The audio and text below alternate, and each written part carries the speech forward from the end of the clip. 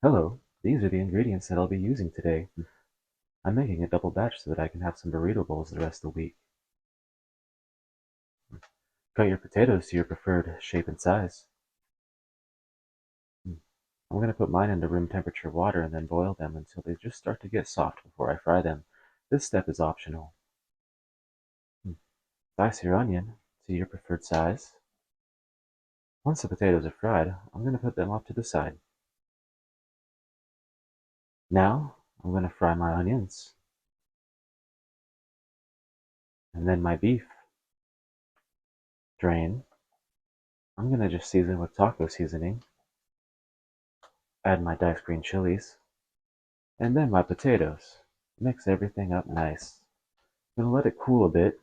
To get these white corn tortillas soft, I microwave them with damp paper towels. If anybody knows another way, please comment below. And I add different sauces to make different flavors. This is how I like to roll mine. Use a toothpick to hold it together. Little spray of some oil. I air fry mine at 400 for about 5 to 10 minutes. Just take it out whenever the tortillas are to your liking.